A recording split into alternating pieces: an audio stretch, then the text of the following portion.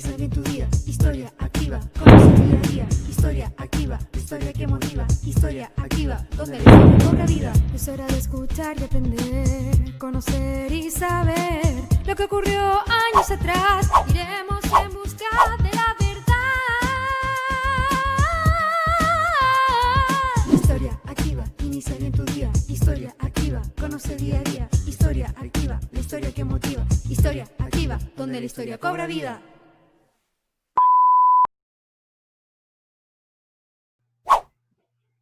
Bien, hoy 12 de agosto nos encontramos en nuestro capítulo 11 de Activando la Historia, programa que está dentro del proyecto de nuestro Colegio Inglés Católico de La Serena, Historia Activa, con nuevamente invitados especiales, también un grupo de panelistas que nos acompaña hoy también para hacer esta dinámica de conversación sobre historia, sobre los libros de nuestro invitado, sobre las temáticas de investigación que ha desarrollado nuestro invitado.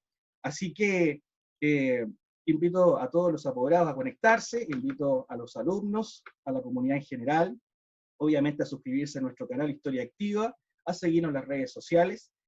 Y como les decía, estamos en nuestro capítulo número 11, ya han pasado una serie de profesores, de historiadores, que nos han dejado su conocimiento, análisis y reflexiones sobre la historia. Hoy nos acompaña el profesor, abogado, doctor en historia, don Armando Cartes Montorí, quien finalmente hoy día nos va a comentar, nos va a contar sobre su experiencia de investigación, sobre la historia que él desarrolla. Doctor en historia, Universidad Católica de Valparaíso, magíster en historia también, Universidad de Concepción, abogado desde su primera carrera. Nos ha deleitado con una variedad de obras que reúnen elementos los cuales se combinan en la reflexión, el saber histórico, la melancolía, propios de quienes cultivan con sabiduría y serenidad la disciplina de la historia.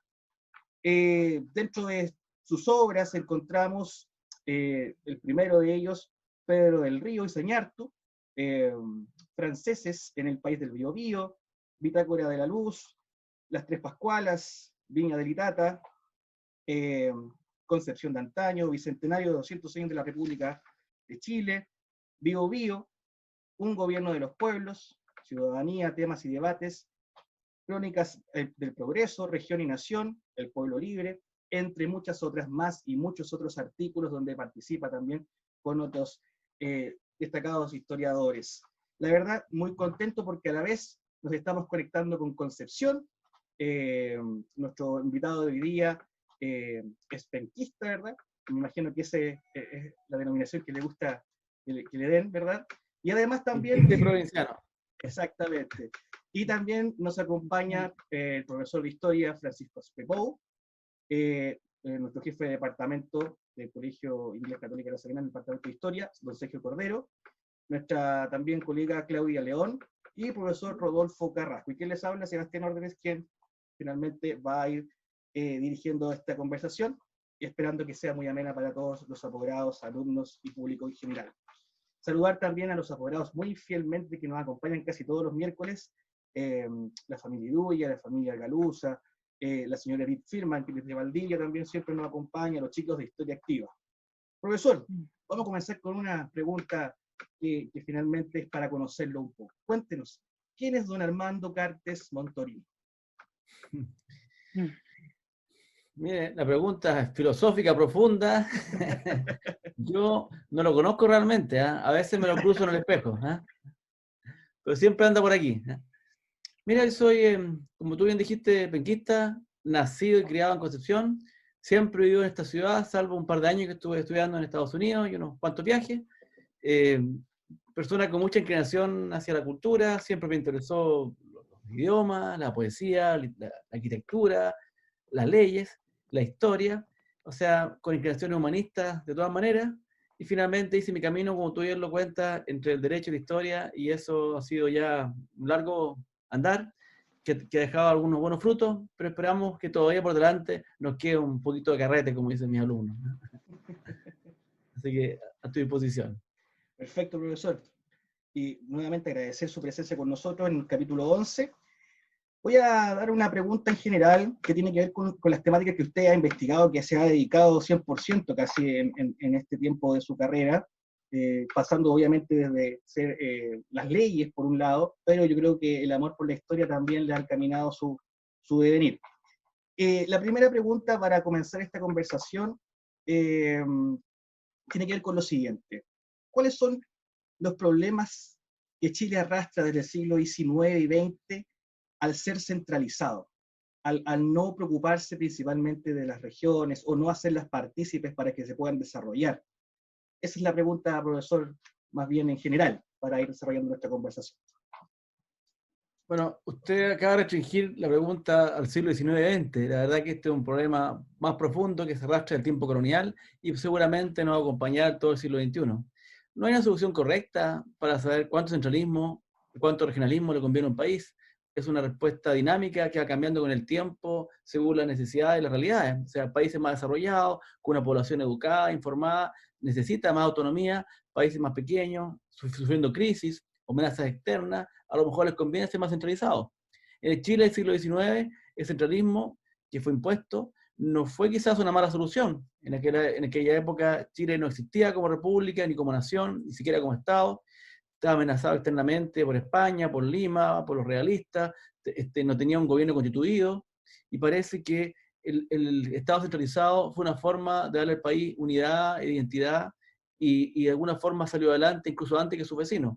El caso de Argentina, por ejemplo, demoró 40, 50 años en formarse como nación. Las luchas intestinas entre unitarios y federales la desgarraron. Perú también se vio muy complicado por las luchas regionales. Chile, en cambio, con su centralismo, logró salir adelante, logró consolidarse como Estado, ser una república, un gobierno civil, educarse, etcétera, crecer, desplegarse. Pero lo que era bueno en el siglo XIX, a lo mejor ya no es bueno en el siglo XXI. Hoy día ese centralismo es una camisa de fuerza que impide que se desarrollen los talentos regionales, que no aseguran igualdad de oportunidades donde uno viva en el país, y es necesario entonces una mirada moderna para que realmente pueda desplegarse el talento de las regiones y podamos realmente vivir un país equilibrado también en sentido territorial. Perfecto, profesor. Continuando con la misma dinámica, ¿cómo entender el Chile actual desde esa perspectiva histórica? Y lo vuelvo a reducir al siglo XIX y XX, porque son nuestros siglos más cercanos. Pero, ¿cómo lo podemos entender el Chile actual en ese sentido, profesor? Bueno, mira, en el siglo XIX, este fue un tema central. En el siglo XIX hubo dos proyectos alternativos de país. Uno que tendía a reemplazar a la capital Santiago por el rey que había quedado fuera cuando nos hicimos soberanos, y entonces trataba de que toda la fuerza y toda la energía quedara en el centro y el resto del país de alguna forma fuera una reproducción, una crítica de lo que ocurría en Santiago. Pero también en paralelo hay otro proyecto que era el proyecto más bien liberal, que la gente llama también federal, donde se pensaba en tener asambleas provinciales, provincias autónomas y un país más multipolar, más equilibrado, como alternativa. Y esas dos visiones por mucho tiempo compitieron. En la década de los 20, buena explicación de la anarquía de los llamados años 20 del siglo XIX fue justamente por la tensión entre estos dos modelos de cómo hacer un país. Chile incluso tuvo un proyecto de constitución federal. Después hubo una guerra civil en el año 30 y se impuso la idea de centralismo con la Carta del 33, en el gobierno Portales, el régimen conservador, y no sin pelear, porque las regiones se levantaron en armas en el año 51 Concepción, en el 59 el norte, hubo necesidad de dominar a los cabildos, imponer intendentes designados, hubo necesidad de intervenir a los municipios, y por lo tanto fue un camino largo para lograr imponer un Estado centralizado, que no solamente es un tema político, implicó hacer una economía nacional manejada desde el eje Santiago-Valparaíso, implicó tener buenas comunicaciones para poder controlar, implicó también generar una cultura centralista en que pasó a ser peyorativo ser provinciano. O sea, se decía, este solo sirve para el liceo de provincia, o bien se imitaba a los santiaguinos, se decía como en Santiago, o se hablaba del provinciano renegado, como en el norte lo hacía J. Beche. Entonces se generó esta mentalidad de que el provinciano era más bien de segundo orden. Y en el siglo XX esto no cambió demasiado, porque en el siglo XX peleamos por otras cosas, peleamos por la propiedad de los bienes de producción, sobre el rol del Estado en la sociedad y la economía, pero las provincias no levantaron demasiado la voz contra este centralismo. Hubo varios proyectos, sí, de tener, por ejemplo, polos de desarrollo, o bien tener menos provincias, más poderosas, y de alguna forma una región más efectiva, porque en la Carta del 25 quedaron 25 provincias, con provincias tan pequeñas, no hay ninguna posibilidad de que se autogestionaran. Pero eso nunca se puede hacer porque ninguna provincia renuncia a ser capital y a ser provincia en aras de un beneficio mayor. Y así llegamos al régimen militar, que recién con la autoridad que le da el gobierno de fuerza, pudo imponer un gobierno, digamos, una nueva división regional en Chile, que es la que actualmente tenemos, con algunos cambios. Se han agregado un par de regiones más, ¿cierto? Los ríos, Arica, Parinacota, etcétera, pero más o menos sigue siendo la lógica que se impuso el año 74, que después se agregaron los gobiernos regionales, pero hoy día sí existe una dinámica, un deseo de hacer unas regiones más potentes, y en eso estamos hoy día trabajando, algunos desde la historia, buscando lecciones del pasado para poder entender mejor el presente, dar claves para el futuro, otros también trabajando, por ejemplo, en el proyecto de nueva constitución, generando ideas sobre un nuevo régimen de gobierno, sobre una nueva gobernanza territorial, y por eso entonces este hoy día es uno de los nuevos críticos de Chile, uno de los temas que hay que resolver, y cuando venga el debate constituyente no tengo ninguna duda que las regiones también van a ser parte de esta discusión. Profesor, sí, quería consultar, preguntar también, y entrar un poco, no sé, a la historia ficción a lo mejor. Porque usted menciona que tuvimos, sobre todo en el siglo XIX, dos hitos donde se intenta generar una oposición al centralismo santiaguino, que fue la Revolución del 51 y la Revolución de 1859. ¿Cree usted que si algunas de esas revoluciones hubiesen triunfado, no estaríamos hablando de centralismo hoy? ¿Cuál es su mirada respecto a esos dos hitos fallidos respecto a la oposición centralista? Bueno, siempre pensar en escenarios alternativos, historias que no ocurrieron, es un poco tricky, como dicen en inglés, un poco engañoso y riesgoso, ¿no es cierto? Una especulación abierta, porque el mundo de las posibilidades son infinitas y por lo tanto no se puede saber. Pero, por un lado, hay un riesgo de que si hubiesen ganado las regiones, a lo mejor Chile no ha tenido la fuerza y la unidad necesaria para, por ejemplo, triunfar la Guerra del Pacífico, porque Chile la Guerra del Pacífico no la ganamos porque fuéramos más valientes o estuviéramos mejor armados, sino porque el país tenía unas instituciones que le permitieron incluso llevar adelante una campaña en el territorio extranjero con toda la logística que eso significa. O sea, de hecho, Chile puede enfrentar la Guerra del Pacífico con un gobierno civil y sin estado de excepción, lo que es extraordinario, hasta con libertad de prensa. O sea, por un lado está el riesgo que el país no hubiera podido lograr lo que logró, pero por otro lado también uno puede ver que no hay países desarrollados que sean centralizados. Y uno ve que en el caso de España con las comunidades, en Alemania con los Länder, en Francia con las provincias, se despliegan las capacidades de cada territorio y sumados hacen un país mejor y más poderoso. O sea, siempre se requiere a lo menos lo que se llama una provincia contrapeso, una que sea la otra capital, que también sea un polo de atracción, que tenga la capacidad industrial y de gestión, que las regiones hagan un poquito para diplomacia, que se conecte con las regiones que están a su costado en Argentina o bien frente al Pacífico. No se trata de que suplante las relaciones internacionales que deben ser comunes al Estado, pero sí pueden tener vínculos directos y no va a pasar todo por Santiago. Entonces yo creo que también está en ese escenario de futuro, digamos, alternativo, la posibilidad de que hubiera habido estos territorios empoderados, con gobiernos regionales efectivos, con asambleas que funcionaran y que hubieran podido generar un desarrollo local mucho más intenso, más rápido, y Chile sería un país con la diversidad y la riqueza que merece y puede tener. Y la experiencia europea, donde cada vez tiene menos interés el Estado Nacional, son las comunidades o las provincias las que se despliegan, o bien a nivel central, a nivel europeo, ¿no es cierto?, la Comisión, el Parlamento, y los Estados-nación, que son un invento como el siglo XIX, que corresponden a la sociedad industrial, una época de la evolución de la humanidad, van perdiendo fuerza en aras del empoderamiento local y regional, que yo creo que es lo que viene en el futuro de Chile. Y en el siglo XIX siempre tengo la duda, porque los desafíos eran demasiado grandes, los estados estaban en construcción, los estados que heredamos del Imperio Español no tenían límites claros, no tenían cultura política ni experiencia, estaban construyendo una república, tenían también grandes problemas desde el punto de vista educativo. Entonces, yo no me atrevo a decir que lo que sea bueno en el siglo XXI lo hubiera sido en el siglo XIX, pero sí puedo decirle que en el siglo XXI el mismo traje de corbata humita, ¿no es cierto?, y de sombrero de copa del siglo XIX ya no, por lo menos no está de moda. Así que hay que en eso avanzar. Francisco. Profesor, Don Francisco, buenas noches. buenas noches. Mi pregunta va hacia Coquimbo en sí como provincia en el siglo XIX. ¿Qué protagonismo tuvo la provincia de Coquimbo en la formación de la República? Obviamente teniendo en cuenta que tanto Concepción como Santiago se había formado como un pacto, un juramento que las tres provincias iban a gobernar. ¿Y por qué se deja Coquimbo de lado? ¿Qué pasó ahí? ¿Por qué importancia tiene Coquimbo en estas relaciones interprovinciales?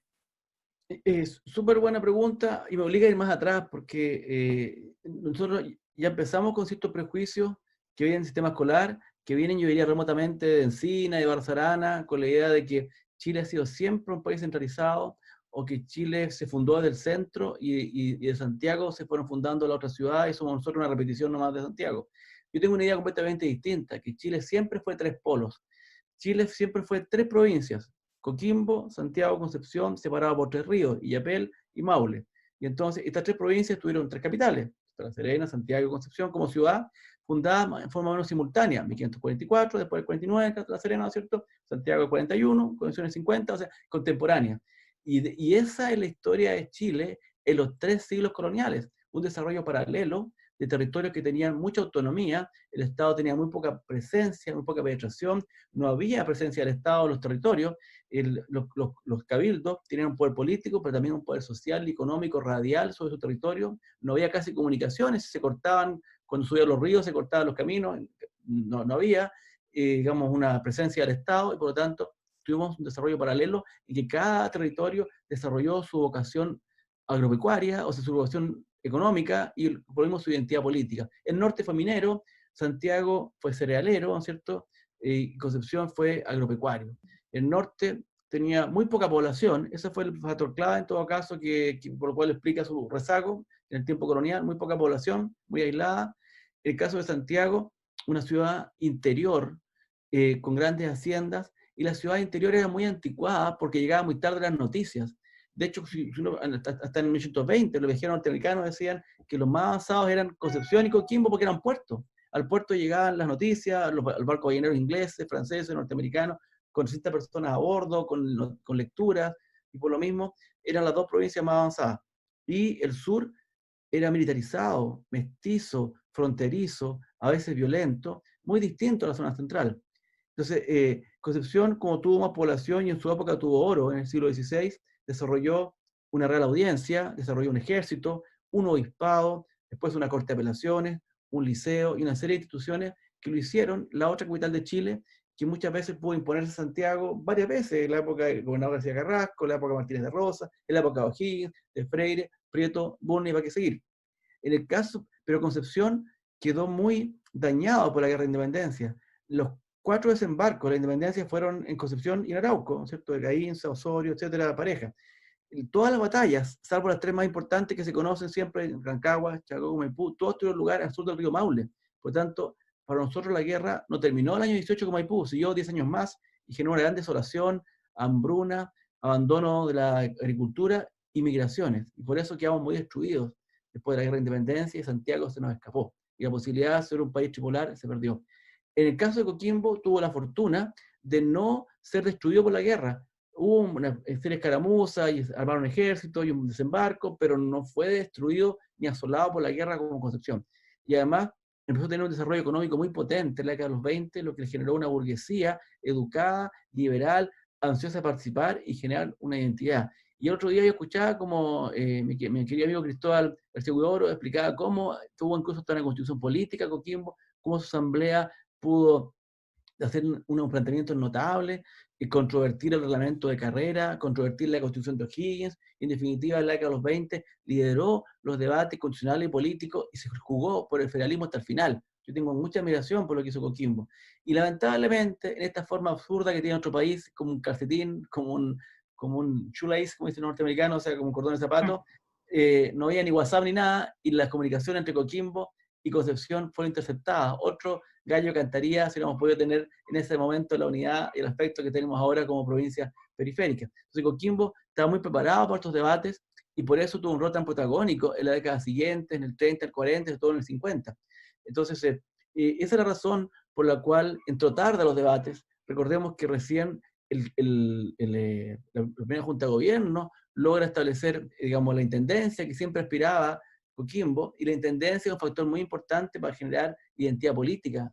Nosotros tuvimos como intendente nada menos que Ambrosio Higgins. Entonces, eso generó una unidad y una autonomía y un proyecto geopolítico independiente al proyecto nacional. O sea, Concepción hizo la independencia no solo para que Chile fuera libre, sino también para que la provincia de Concepción tuviera libertad de comercio y pudiese navegar de Talcahuano comercio a Lima y de Talcahuano a Tantuco y ahí directamente a Buenos Aires. Hicimos la independencia para que en el Congreso Nacional de los 36 diputados hubiera 12 de esta provincia. O sea, la hicimos por nuestra autonomía y también por un país nuevo.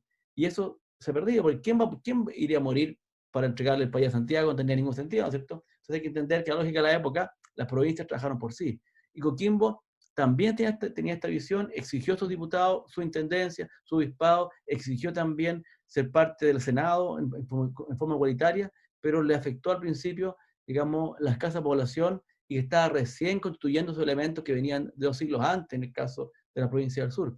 Pero en el siglo XIX, sin duda, que fue una provincia protagónica y eso, digamos, nunca más dejó de serlo, ¿no? ¿Claudia?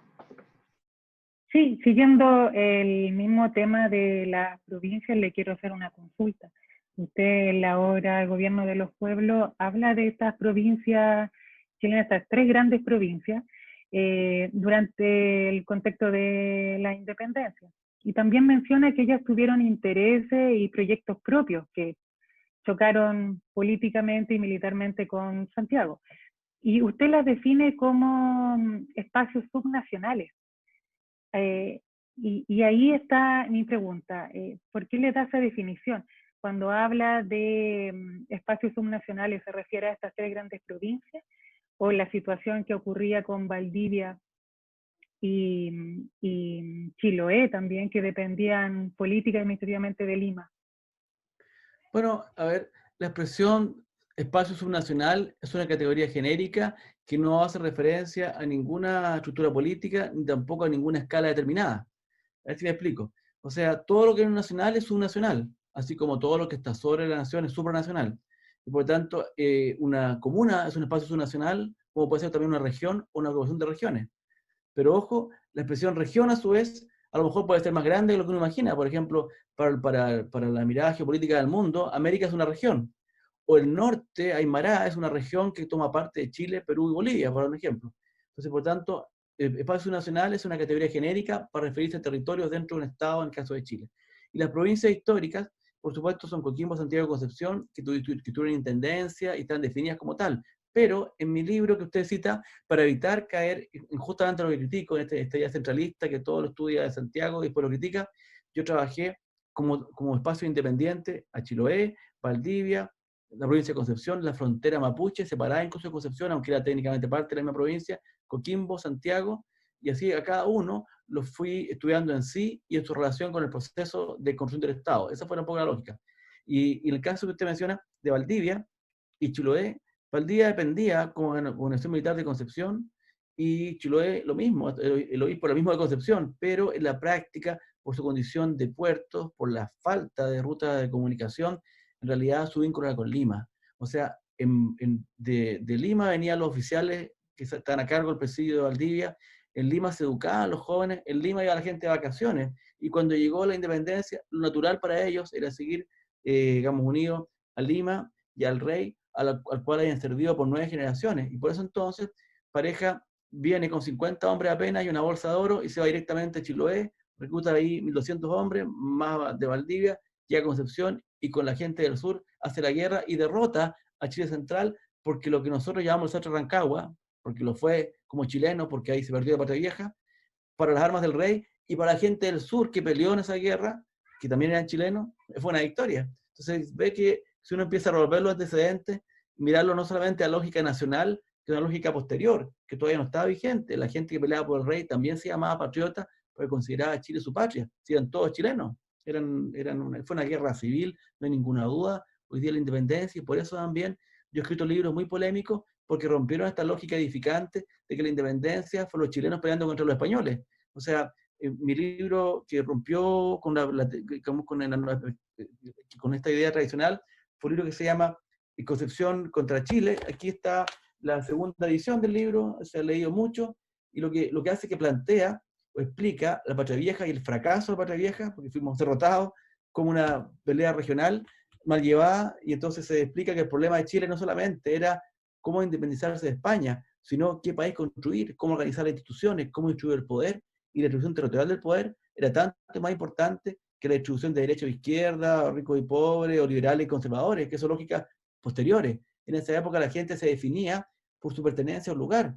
Eran, al norte del Maule, decía Vicuña Maquena, todo era Chile. Al sur del Maule, todo era Penco. La gente no viajaba, no tenía otra visión, tenía un arraigo local, y por lo tanto, cuando empezó la independencia, se alinearon regionalmente. Después empezaron a operar lógica más política, ¿no es cierto? Y después lógica más ideológica, pero al principio, en la Patria Vieja, el alineamiento regional explica mucho más el desenlace que las categorías posteriores que se han ido utilizando para explicar ese periodo. Eso les puedo comentar. ¿Rodolfo? Sí, hola profesor, ¿cómo está? Hola, Rodolfo. Seguimos en la provincia. Quisiera plantear una pregunta. ¿Cuál es la importancia que usted le atribuye a la inestabilidad política de mediados del siglo XIX, el tránsito, ¿cierto?, entre periodo conservador a liberal, con el surgimiento de estos caudillos provinciales como Pedro León Gallo? ¿Tiene alguna relación o el surgimiento de estos caudillos respondía más a intereses de esta élite local, de esta élite minera, ¿cierto?, propia de la región de Atacama?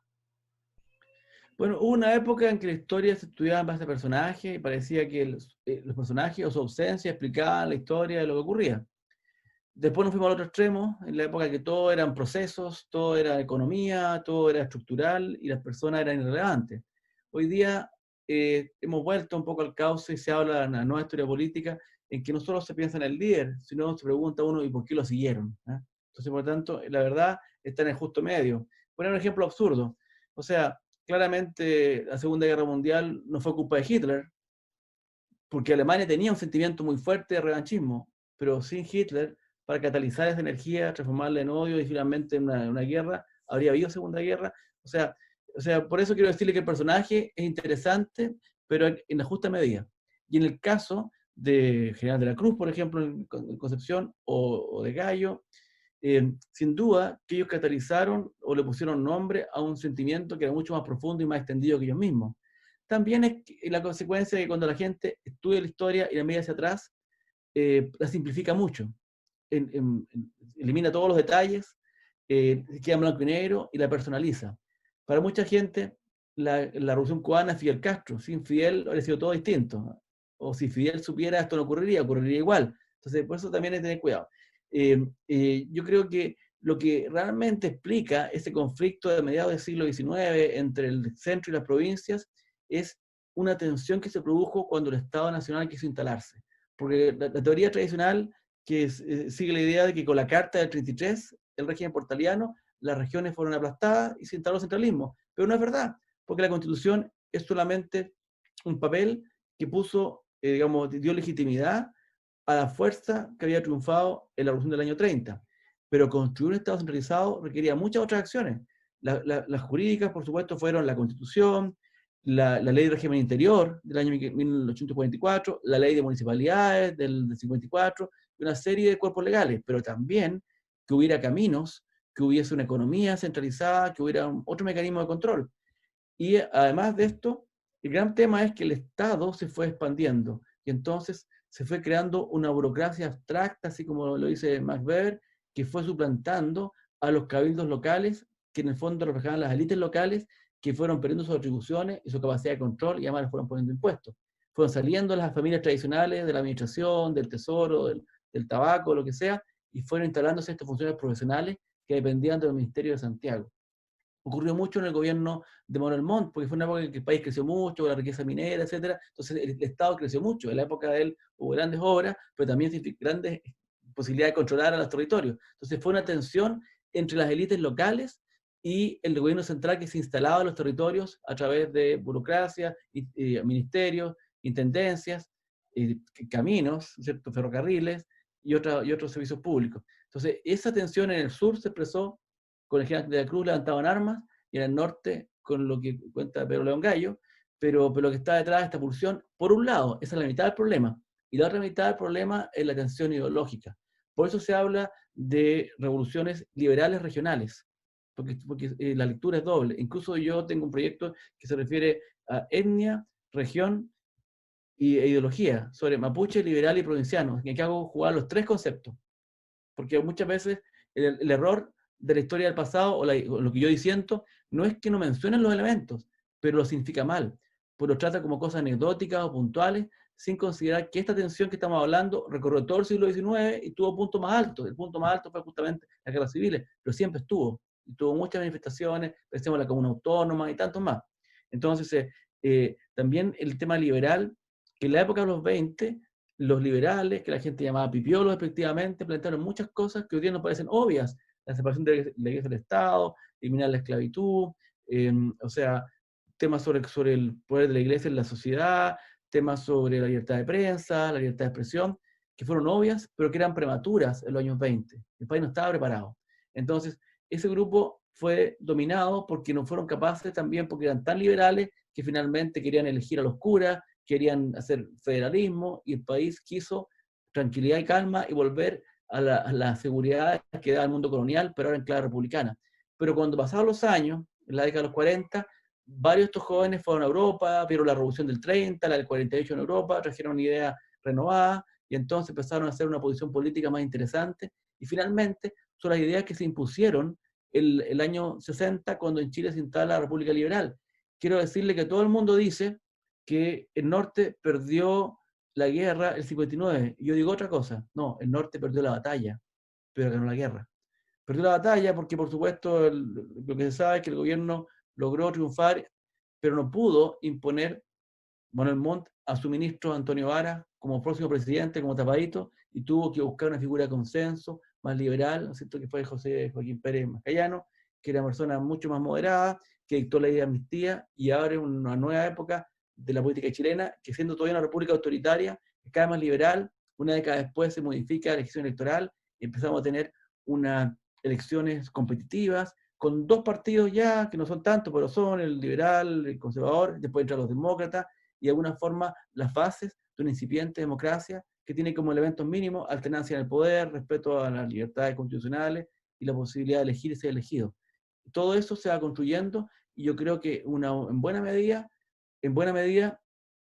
la Guerra del Norte abrió el camino, porque ya no fue posible seguir gobernando casi como partido único, no fue posible seguir nombrando a los diputados desde el centro, y hubo que abrir también espacio para estas ideas liberales que las regiones impulsaban, el 51, ¿no es cierto?, del sur, y sobre todo el 59 desde el norte. Así que la verdad que la tensión regional explica mucho más que lo que la historia tradicional menciona, porque lo que yo hago no es descubrir una historia distinta, en el sentido de que sean otros eventos o nuevas batallas, sino darle un nuevo significado, una nueva lectura, no como aventuras personales, sino como expresión de largos procesos en que, si bien hubo líderes importantes, lo que estaba detrás era una idea cuya hora había llegado, que es la idea de un país liberal, abierto, una sociedad moderna que se estaba construyendo a fines del siglo XIX, que en eso triunfó, pero el regionalismo lamentablemente no. Así que esa es, no diría yo un fracaso, porque eso lo diremos el día que la historia termine. Por ahora es solo una tarea pendiente, ¿cierto?, dar a las regiones la gobernanza autónoma que merecen y necesitan para poder desplegarse. Muy bien.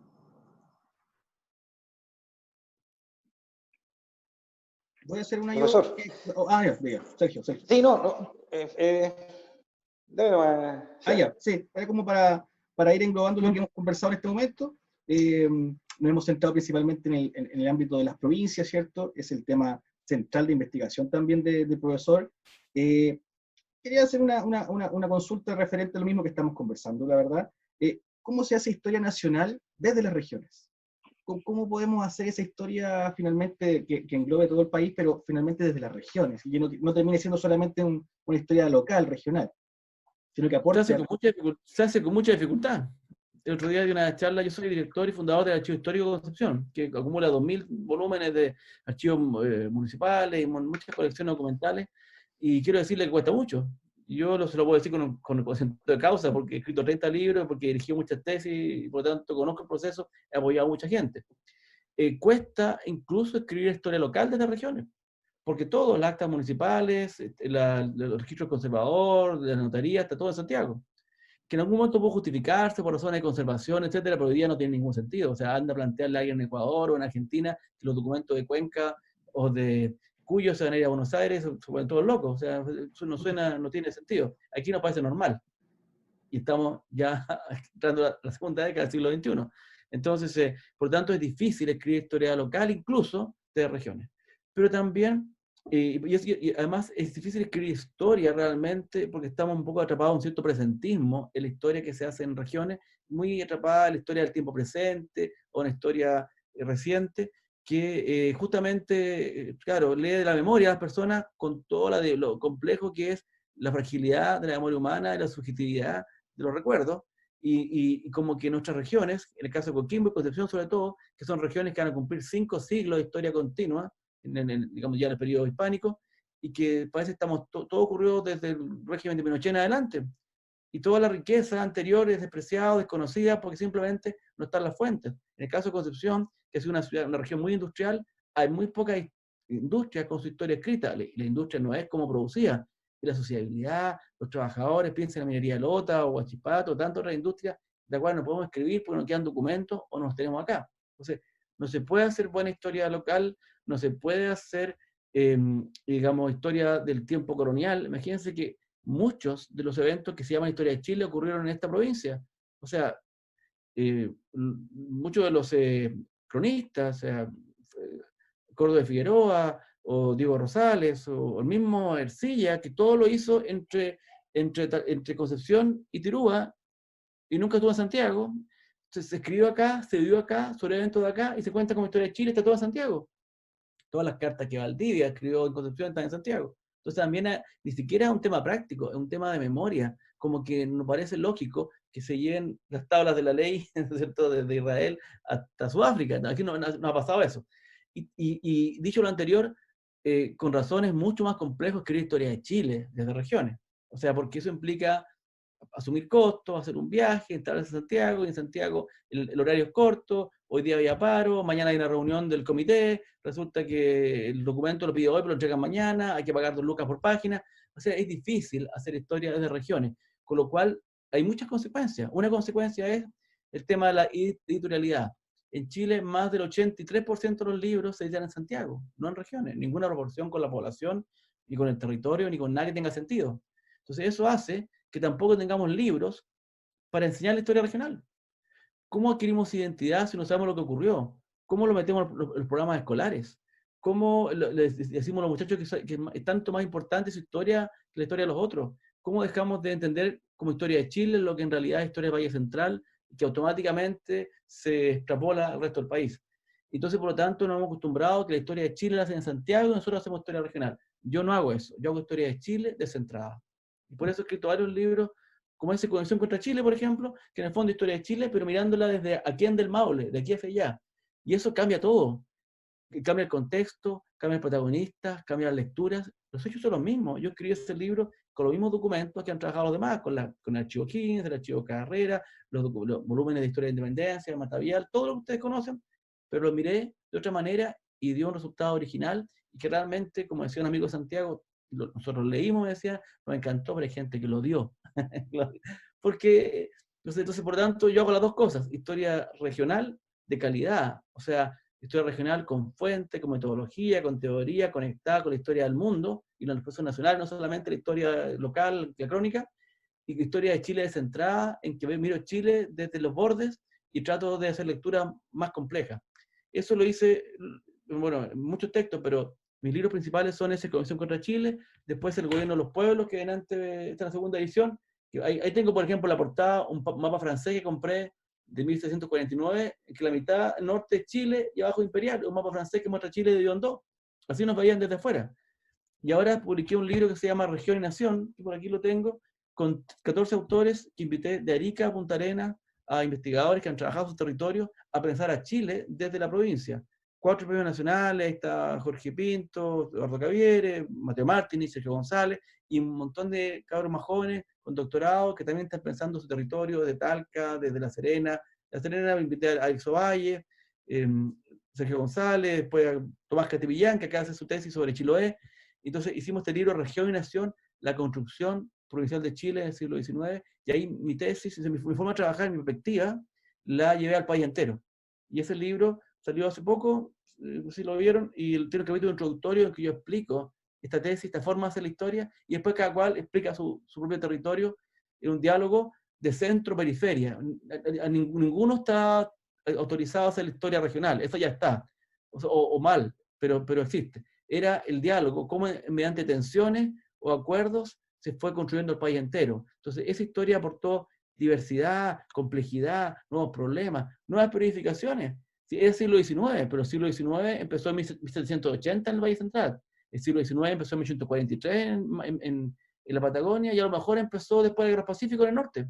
¿Te fijas? Entonces, ¿cómo no se puede aplicar la misma categoría a territorios tan diversos? Chile es un país muy diverso y ha sido artificialmente homogeneizado. Estamos todos colchagüinos, con el club de cueca en Arica, hay campeón de rodeo en Magallanes, lo que está muy bien, pero ¿dónde está la riqueza? Los territorios, vayan a Perú, a Colombia, vean cómo la gente celebra sus tradiciones, y aquí estamos todos vibrando con lo mismo. Entonces yo creo que a Chile le hace bien que se reconozca también la aporte de las regiones que han logrado mantener a pesar de todo esto, a pesar de que todos leemos La Tercera, a pesar de que todos vemos el mismo canal de televisión, eso era antes de las redes sociales, y hemos logrado que sobreviva una resistencia, esa cultura regional que yo quiero poner en valor, no como una cosa folclórica o anecdótica, sino como la esencia de Chile, una esencia más compleja y más diversa, y lo hago desde la historia porque elegí ese camino, otros lo hacen desde otros planos, de la música, del presente o de la política, pero yo creo que en un país, si no hay una mirada hacia la historia, que lo único que tenemos que tener en común, no se puede construir un presente sólido. ¿Qué árbol se levanta si no tiene una raíz profunda? ¿No es cierto? Entonces,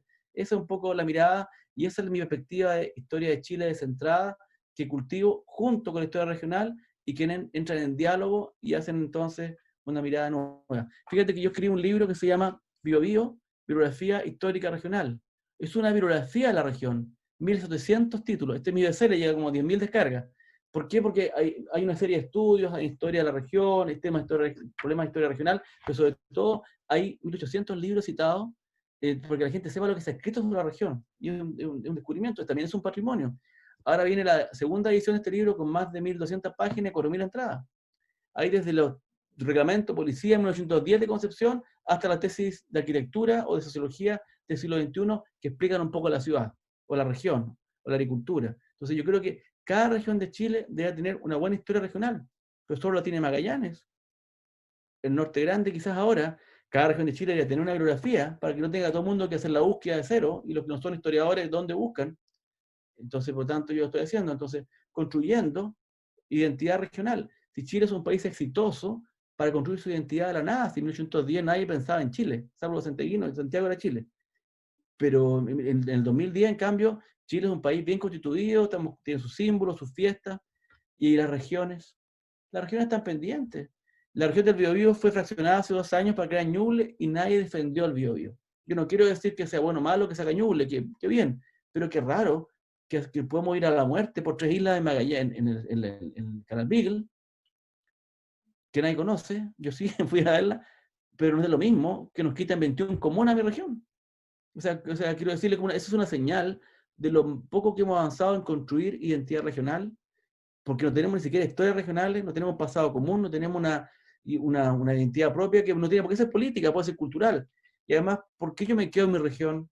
¿Por qué yo trabajo sobre ella? ¿Por qué me sacrifico y aporto al desarrollo endógeno? Porque la quiero. ¿Y cómo voy a quererla si no la conozco? Si no tiene historia, no hay nada que nos una. Y no hay nada más natural que las regiones. O sea, yo escribí un libro que se llama Franceses en el país del Biobío. Un libro muy bonito, hace 20 años atrás, que es la presencia francesa de la región, pero ahora el país del Biobío. Porque en Francia el pays es un concepto geocultural, como el pays de Loire, el pays de Garonne, o sea, donde hay hasta un idioma propio, producto de la convivencia, un espacio natural, formado por la cuenca de un río. En Chile, en cambio, los ríos se han usado para dividir las regiones, y entonces finalmente se han fraccionado y no existen identidades geoculturales. O sea, la identidad de coquimbano o la identidad de biobano es mucho más natural que la identidad de chileno de Arica Montarena. Y sin embargo, la de chileno está instalada y muy bien, y las regiones está pendiente. Por eso entonces yo pienso que este es un tema de presente y de futuro, cuando el mundo está tan globalizado, cuando está tan, digamos, impersonal, y además sin sustento físico, más las personas necesitan tener raíces, tener identidad, tengan algo que llamar propio, desde dónde miran el mundo, de dónde se relacionan y que sienten propio. Así que por eso me he dedicado a esto, que es mucho más que un trabajo científico, de una perspectiva de la vida, y por eso también esta cosa del Premio Nacional es justamente para promover esta plataforma, este ideario, que no es del Biobío, es de todo Chile, cada cual con su contenido, pero es una mirada que la siento muy propia y que varios la han seguido, porque ese libro de Región y Nación es justamente gente que ha trabajado mi perspectiva en su territorio, y ahora los convoqué a todos, y ahora sacamos un libro que termina de consolidar e instalar esta forma de trabajar, esta forma de mirar Chile, desde Arica a Punta Arenas, o de Arica a Magallanes, como dicen los del Colo Colo. El Eso. imponente mensaje que acaba de entregar, profesor, la verdad, yo considero, y estoy totalmente de acuerdo con lo que usted plantea, la verdad, yo creo que hay una falencia, falta mucho todavía en cada región, cosa que usted está realizando allá en el Biobío, en este caso, que le dividieron su región finalmente en algún momento, seguramente usted no estuvo muy de acuerdo, eso lo tengo muy claro, pero... Bueno, hay gente que no estuvo de acuerdo con la independencia y después han trabajado así, bueno, chilenos y republicanos, ¿no es cierto? Yo tengo muchos amigos en Ñuble, he escrito 3 libros sobre Ñuble, Ñuble está apoyando mi campaña, escribí un libro hermoso que se llama Viña Aritata, que lo prologó Sergio Villalobos, que en el fondo con la excusa del vino instalamos la idea de Aritata como un territorio, como decían antes, un espacio geocultural con identidad. O sea, es un ejemplo más para mostrar cómo la gente no se ha identificado como debería con su territorio, y eso es una tarea pendiente de la historia y también de la cultura.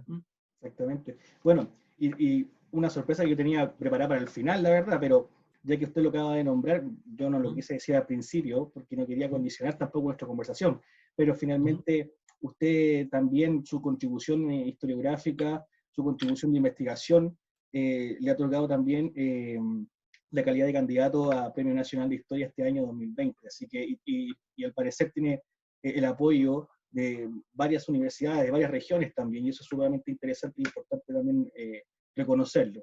Así que, bueno, felicitarlo en ese aspecto, profesor. Muchas gracias, fíjese. Surgió esto primero en Concepción por los 100 años de la Universidad de Concepción, que es una universidad que no es regional, es una universidad chilena en regiones. Tiene 100.000 egresados, 7 años de acreditación, tiene 60 doctorados, ha hecho una contribución enorme al país y no ha tenido un premio nacional en 100 años. Qué cosa más rara, ¿eh? Con todo lo que ha generado, el número 1 en muchas disciplinas. Y entonces, con ocasión del centenario de la universidad, plantearon por qué no hacía esto yo, y cuando yo me di cuenta que había agua en la piscina, que mucha gente me decía que tenía sentido, y además que podía servir justamente para promover esta agenda regional, acepté el desafío y he recorrido las regiones y me he dado cuenta que el sentimiento es similar. Y por eso me apoyan muchos académicos de 25 universidades, la universidad, el mismo de La Serena, me apoya la Universidad de La Serena, todos los profesores de su comité, el rector, etcétera, de Magallanes, de Aysén, la Universidad de los Lagos, no sé, la UFRO, el Cruz Biobío, la Universidad del Biobío, la Santa María, la de Concepción, la Católica, varias católicas, la Católica de Temuco, o sea, todo el mundo de las regiones, pero también el mundo del regionalismo, porque yo soy presidente del capítulo regional Biobío de la Fundación Chile Centralizado, que está en todas las regiones de Chile, y ahí trabajamos, no solamente nos quejamos, también estamos trabajando para hacer un capítulo sobre regiones para la nueva constitución. Ahí me acuerdo que soy abogado, que ya me está bastante olvidado, pero me acuerdo que trabajo esos temas y también trato de hacer un aporte hacia el Chile del futuro. Y por eso me apoya mucho regionalistas, pero también mucha gente de Santiago, porque en santiaguinos todos tienen un papá, un abuelo, un tío de regiones, y todos tienen la nostalgia de un Chile más provinciano, y el deseo, si pudieran, si hubiera buenas pegas, de esas regiones también. Entonces, en el fondo, todos entienden que esto yo negro, que Santiago, está haciéndoles daño a todos. O sea, ¿por qué concentra todos los enfermos de COVID? ¿Por qué tienen las 3 mejores comunas para vivir en Chile y las 10 peores están todas en Santiago? O sea, ¿cómo puede estar tan segregado? Porque ya creció más allá del tamaño eficiente, ya no puede asegurar calidad de vida a sus habitantes y ya es un hoyo negro que se come los recursos del país y sin que nadie se beneficie. Chile nunca va a ser un país desarrollado si no es descentralizado. Y por eso entonces, por el bien de todos, incluso santiaguinos, es necesario revertir esto. Y para esto también hay que darle a los provincianos confianza, hay que darle autoestima, hay que creerse el cuento. Yo digo que soy provinciano, no pido disculpas, al contrario, eso es lo bueno. Y me doy cuenta que la gente lo está captando. ¿Sí? O sea, hasta 1830 ser provinciano era lo normal. Tenían su asamblea, después se volvió peyorativo, después se volvió, si ustedes leen Alberto Edwards o Encina, trata muy mal a los provincianos y no acostumbramos a eso. Y yo eso lo rechazo, porque no corresponde. Y por eso entonces, y ya esta campaña ha sido muy favorable porque nos hemos levantado de igual a igual, no hemos hecho una campaña testimonial, no, como corresponde, hemos estado en los lugares, con libros, con ideas, pero yo creo que el premio nacional no es un premio al que escribe más libros gana, porque yo tengo como 30, no es eso, es que alguna idea fuerza o un nuevo crítico de la sociedad chilena. Puede haber sido el norte, puede haber sido el tema mapuche, la mujer, la educación, las regiones, ¿se fijan? Entonces lo que yo busco es visibilizar ese tema a través de mi trabajo y el trabajo de muchos otros que han trabajado conmigo. Mencionó usted otros libros, Ciudadanía, lo escribí con 2 autores, este sobre Chillán, con 6. O sea, siempre invito a los colegas, me gusta el trabajo colaborativo en comunidad académica, con alumnos, pero la idea es promover esta idea de fuerza desde esta plataforma y que no sea un tema de cronista, porque siempre se decía, la historia local es la hermana menor de la historia. Son los cronistas que están escribiendo la historia del barrio, la historia del liceo o de la compañía de bomberos. Y en Santiago están pensando Chile. No, yo pienso Chile, pero pienso desde acá y no pienso ir a Santiago. Y lo que antes creo que era una debilidad y creo que era una fuerza, porque tengo la perspectiva, tengo la distancia, y están todos peleados entre ellos. Hay una universidad que lleva 3 candidatos. A mí me apoya mi departamento, mi facultad y el Consejo Superior completo, o sea, la ciudad entera. Aquí firmó el Consejo Municipal del Partido Comunista, la UDI, apoyándome. Y feliz el alcalde de Talcahuano, y el alcalde de Chillán, y las comunidades. O sea, la gente vibra porque no están peleados entre ellos, o sea, porque sienten que es una oportunidad. Entonces, eso es lo que yo he querido buscar con esto, más que una cosa personal. Si yo voy a seguir trabajando, mire, esto no es como ser alcalde, que uno pasa a ser o cesante, o poderoso, o endeudado, o millonario. No, yo voy a seguir trabajando igual, haciendo clases, escribiendo libros, que no pierda. Pero creo que ha sido una oportunidad de sensibilizar, y de polemizar también, si eso es sano. Mire, yo tengo formación de abogado, y los abogados pelean sin problema y no se pican. Y además se leen. Yo leo a los otros y sé lo que piensan, porque el abogado que no lee el escrito contrario, chuta, se sorprende después por qué le ganaron. En cambio, aquí en Chile, cada cual está en su rincón, escribe para cierto público, con ciertas fuerzas, ciertos temas. Entonces hay impacto en una agresión, que lo encuentro súper poco académico. Yo estudié en Estados Unidos, donde sacaban la mugre de un extremo a otro del país, y nadie se enojaba. Entonces yo tengo esa lógica de leerlo a todos, de conversar con todos, y tratar de que la historia se mueva un poco, se despeine, se chasconee, como se dice, y que haya debate. Y mi perspectiva de historia regional puede tocar muchos temas. Yo estudié el tema ballenero, he hecho biografías, pero siempre con esta lógica regional o Chile de la región. Pero no es región, no es historia local. Es cómo, mira, hice por ejemplo la historia de la Corte de Apelaciones en Concepción. Y la pregunta es cómo la Corte de Apelaciones ayudó a construir la nación. ¿Cómo se hizo en 1849, al mismo tiempo, la Corte de Concepción y la Coquimbo nacieron juntas, así como nacieron juntos el Liceo de Coquimbo con el Liceo de Concepción, con diferencia de 1 año, 6 meses, porque eran para construir nación. Entonces, en el fondo, no era historia local, es cómo se hizo el Estado, que hizo Chile desde la región. Entonces, eso es lo que no se cuenta. Entonces, lo que yo hago, como tengo formación de historiador, en serio, lo que hago es cuento Chile de la región, mostrando cómo estas instituciones, la universidad, la Corte, el Liceo, son constructores de nación. Y por eso no hay ninguna oposición entre mi trabajo regional y mi trabajo nacional, porque en el fondo convergen y dan a través del estudio de casos locales una mirada al país en su conjunto, de nuevo, más rica y diversa que lo que hace solamente seguir repitiendo una y otra vez la historia del Instituto Nacional que hizo carrera el año 12, por favor. O sea, entonces, esa es la invitación a que pensemos sin vergüenza, que fuimos parte importante del país, y si lo fuimos, podemos seguirlo haciendo. Perfecto. ¿Tío? ¿Sergio? ¿Francisco? Sí. Vale, perfecto. Claudia. Que usted mencionaba recién el libro de Región y Nación, y ahí igual daban un ejemplo de lo importante que han sido las provincias cuando evidenciaban con la bandera de la Patria Vieja, de las 3 franjas que representaban a los colores de las provincias, y por lo mismo preguntarle por este tema que es tan antiguo, pero tan contingente a la vez, que en el centro de esta misma, de las franjas, sale en el centro los mapuches, el pueblo mapuche. Y usted en su obra también es un tema, el mundo mapuche, habla de este microcosmos. Entonces, incluso usted habla de estas divisiones que existían entre ellos por lograr autonomía política y un resguardo de su identidad cultural. Nosotros vemos el esfuerzo que hizo O'Higgins y posteriormente Freire para incorporarlos al territorio, la Araucanía al territorio chileno. En ese tiempo probablemente no era un interés económico que veían en esta zona para que las provincias se pelearan por la Araucanía.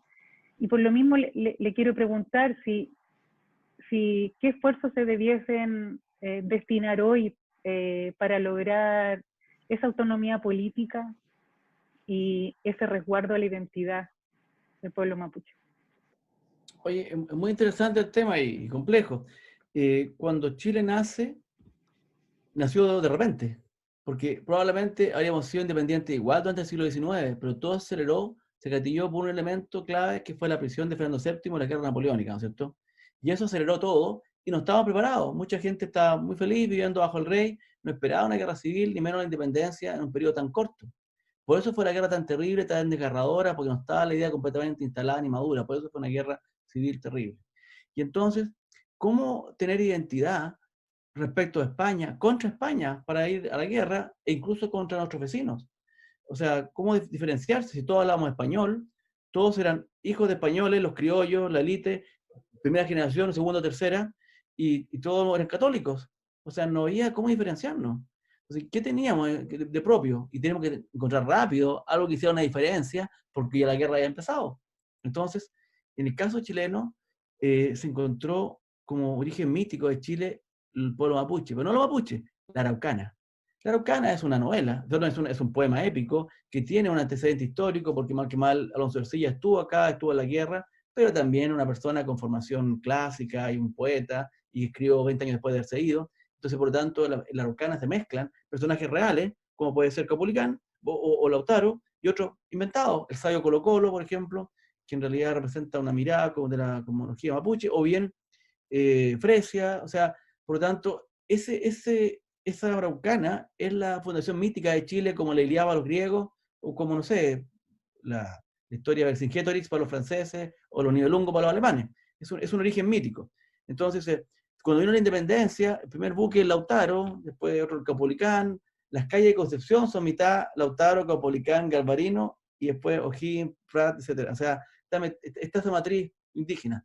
Ahora, eso fue al principio, porque no teníamos el imperio inca ni el imperio azteca que tuvieron los peruanos o los mexicanos.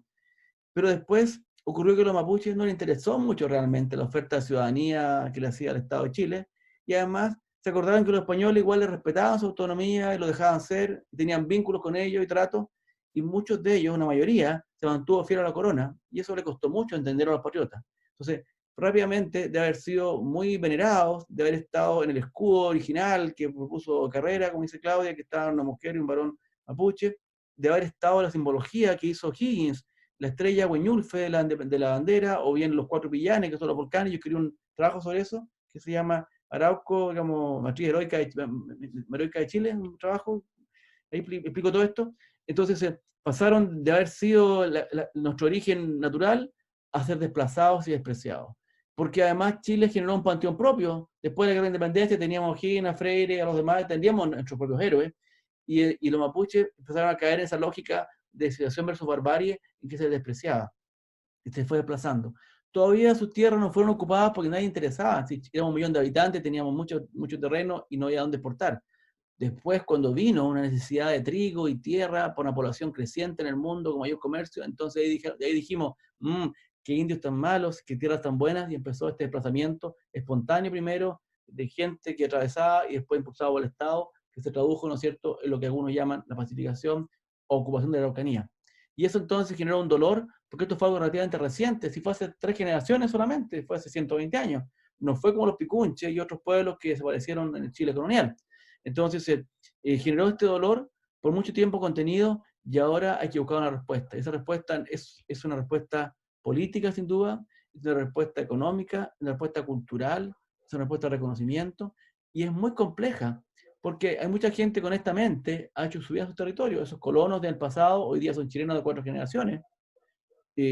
También los mapuches son un pueblo mestizo, menos del 10% habla el idioma, Chile es 44% mapuche, 46% caucásico y 4% afrodescendiente. Eso más o menos es nuestra realidad genética, por lo tanto no somos digamos, un pueblo bipolar en que sea muy clara la diferencia entre blanco y negro, como podría ocurrir en algún país africano. Entonces, por lo tanto, es muy difícil saber cuál es nuestra identidad y quiénes somos. A veces nos sentimos víctimas, a veces nos sentimos victimarios, a veces hablamos de ellos, quizás deberíamos hablar de nosotros. Y además, en un mundo mapuche no hay una visión común sobre la autonomía, hay 5 o 6 tesis diferentes. Y además es un concepto en evolución. Hoy día en Chile el doble de gente se declara mapuche que hace 20 años. Eso igual es raro. Eso demuestra también que la gente está redescubriendo su identidad, se está autoatribuyendo un carácter, y eso también es una dinámica de desarrollo. Está todo el tema de los mapuches urbanos, que hace que esto no sea solamente hay mapuches en Santiago que en la Araucanía. Entonces, no solamente un tema territorial que se puede definir en una región, es algo más transversal al país, que requiere una cooperación muy profunda y que requiere un cierto consenso, que no es fácil porque tenemos miradas distintas sobre el mismo problema. Así que yo creo que es un tema muy complejo de resolver. Ojalá se pueda resolver sin violencia, porque la violencia genera muchas injusticias particulares y que gente es víctima sin haber tenido parte, y por lo tanto se genera mucho dolor. Yo creo que es inevitable y deseable que venga el reconocimiento del pueblo indígena, que se reconozca a Chile como un país pluriétnico, pero que eso tenga necesariamente la consecuencia política de generar un Estado autónomo. Eso es algo que hay que discutirlo, porque una conquista de Occidente ha sido justamente tratarnos a todos como iguales, no generar leyes especiales para uno, de privilegio, y romper eso hay que pensarlo bien antes de hacerlo, porque genera una convivencia difícil. Si tenemos un juicio entre un mapuche y un no mapuche, ¿qué ley aplicamos, por ejemplo? ¿Qué tribunal? Entonces, y además, como somos un pueblo mestizo, ¿quién es y quién no es? ¿Cómo lo resolvemos? O sea, entonces por eso, yo viví en Estados Unidos, yo viví con los indios navajos varios meses cuando estaba en el colegio, y claro, ahí era más obvio porque se sabía quién era navajo y quién no. Pero en el caso de Chile, que somos todos mestizos, o sea, si uno va a Europa y vuelve, ve que todo el mundo es mapuche, uno mismo también, o sea, que la gente aquí no lo nota. Hablan de ellos, pero somos nosotros. Cara blanca, pelo negro, mestizo. Entonces, es un tema complejo que va a llenar la agenda en el futuro. A mí como historiador me complica. Yo trabajaba harto sobre eso, escribí un libro que se llama Viajero en Tierras Mapuches. Mi tesis doctoral tiene 150 páginas sobre la frontera. Dice la frontera, una cuestión pendiente. Pendiente porque quedó pendiente la independencia, y sigue estando pendiente. O sea, la estrategia de asimilación, homologación, es una estrategia frustrada, inacabada, que hoy día se está revirtiendo. La historia está girando para el lado contrario. Entonces, por lo tanto, no hay cómo saber para dónde viene la solución. Y un tema muy complejo, porque es un tema que está hoy día totalmente atrapado en la política. Entonces, incluso la historia misma está haciendo argumento para uno y para otro, y no se puede estudiar el pasado con libertad, con honestidad, porque hoy día la historia es una herramienta de lucha política, y eso hace complejo aproximarse a ella. No digo yo con objetividad, porque eso no es posible, pero al menos con una verdadera honestidad, con un afán exclusivamente científico de saber, porque tiene eso consecuencias y lecturas hacia el presente que son complejas. Así que es un tema y un gran desafío. Hay una nueva historiografía mapuche hoy día que trabaja con otras fuentes, con otros códigos, con otra epistemología, y que está desplazando a la historia tradicional hacia el mundo mapuche, y la rechaza completamente, incluso rechaza las fuentes con que se trabajaba. O sea, por lo tanto, es un campo en total renovación donde se pueden esperar muchas tensiones y conflictos en los próximos años, tanto en el campo de la historia como en el campo de la lucha política contingente. Muy bien, profesor. Francisco, Sergio, Sí. Rodolfo. Francisco. Profesor, me gustaría saber su reflexión o qué es lo que piensa sobre este proceso de descolonización que se está viviendo hoy, después durante y ahora del estallido social. Por ejemplo, hemos visto a través de los noticiarios cómo los bustos de Cornelio Saavedra son sacados. Aquí en el estallido social se sacó la figura de Francisco de Aguirre. Entonces, ¿cómo observa usted este proceso de descolonización? Me gustaría... Bueno, a mí me complica, me parece complejo el tema, porque yo soy una persona que trabajaba en varios ámbitos. Desde luego he escrito historia, pero también trabajado en el tema archivos, ¿no es cierto?, en rescate del pasado, y el archivo significa preocuparse de la memoria de los otros, aunque uno no lo trabaje. Significa también apoyar el trabajo de los otros historiadores y sobre todo la historia del futuro, en que uno no hace un juicio de valor de quién es el bueno y quién es malo, es historia. Porque borrar la historia no la hace desaparecer, y a lo mejor es malo porque es más fácil que los errores se repitan cuando no se conocen. Uno ve que en Europa guardan los edificios destruidos de la Segunda Guerra Mundial, testimonios, no para honrar esa tragedia, sino al revés, para que nunca más. Entonces, además, yo trabajo mucho en el patrimonio. Yo dirijo una corporación que administra el Cementerio de Concepción, que tiene 200 años, nació en 1823. Hemos declarado 4 monumentos históricos nacionales. Me ha tocado a mí participar en muchas reconstrucciones históricas, colaboro con museos. Durante el terremoto del 2010 generé un comité de rescate patrimonial, recorrí la región entera y salvamos varios edificios, otros se perdieron nomás, pero siempre he dado la pelea por el patrimonio, porque Concepción es una ciudad histórica, pero que ha tenido 7 catedrales, y que algunas han caído por el terremoto y la guerra, pero muchas han caído por la desidia, por la picota y por el desconocimiento, el desamor de la gente. Entonces, en el fondo, una ciudad. Mire, yo estuve en octubre, estaba en Cuenca yo, una ciudad, patrimonio de la humanidad, maravillosa, que tiene 15 años menos que Concepción. Y ellos que han conservado su pasado son patrimonio de la humanidad, y nosotros, nadie vería a Chile una ciudad turística o una ciudad patrimonial. Entonces, yo soy de la idea de no nada más. Yo entré a administrar el cementerio y la regla fue, no se vota nada.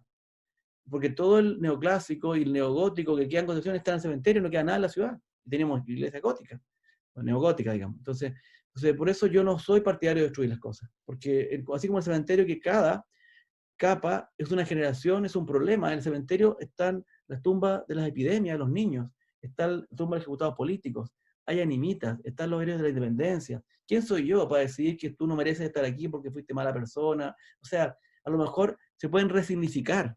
Cambiamos el texto. Digamos que este señor hizo esto, que fue muy cruel, no haberlo hecho, y esto para recordar que siempre debemos respetar los derechos humanos. Por último, hagamos eso. Pero echarle estatua abajo, cuando no saben ni quién es, echaron abajo a Dagoberto Godoy, que lo único que hizo en su día fue trazar la cordillera volando, así, ¿qué año le hizo nadie? Echaron abajo, entonces, una iconoclastia tremenda.